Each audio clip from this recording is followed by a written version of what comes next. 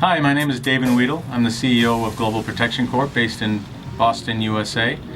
My passion is getting people to use and talk about condoms, and that's pretty tough because it's taboo.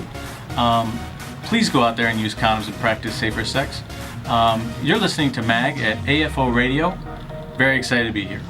Welcome to AfoRadio.com. You are with Mag on AfoLive, and in the studio with me this afternoon, I have Davin Whittle. He is the president and founder of Global Protection Corp. Hello, Davin. How are you today? I'm fantastic. Welcome to the studio. Thank you. Now, you play a very, very big role in terms of creating awareness on safer sex, isn't it? I never thought I'd say this on air ever. Just the word sex or safer sex? Safer sex. Yeah. See, that's the difference. There's a lot of media that has to do with sex, but we don't talk about safer sex very much, do we? Exactly, Yeah. right? I mean, we always look at it as a bad thing, but we never look at a positive side of things. Right.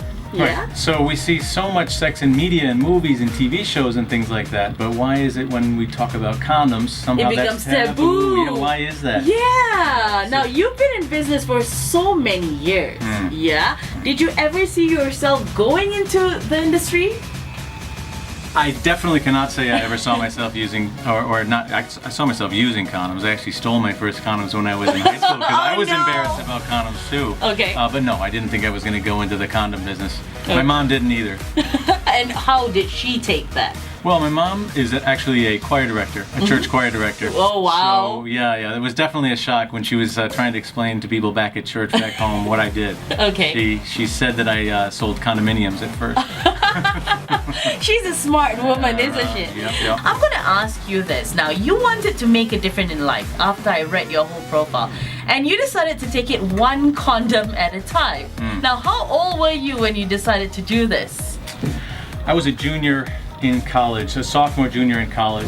I was an entrepreneur. I was selling T-shirts with the school mascot on it. Our school mascot was Jumbo the elephant. Okay. So anyway, I was out there already selling products. I was an entrepreneur.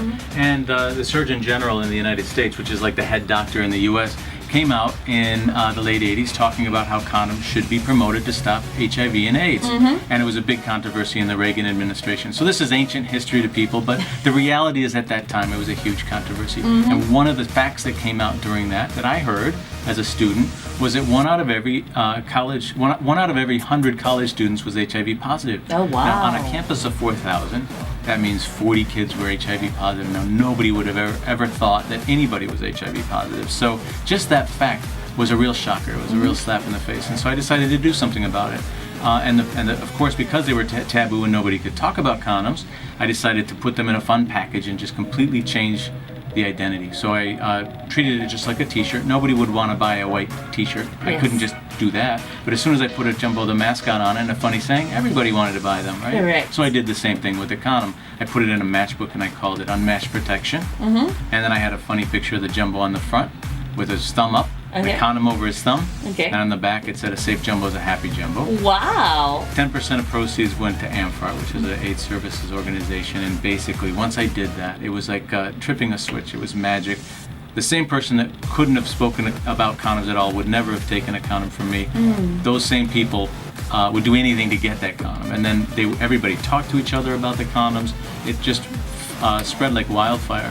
So it was real magic. Enabling us to capture this thing that changed the identity of a condom and made it possible for people to talk about it. And not only that, made them really want to. So.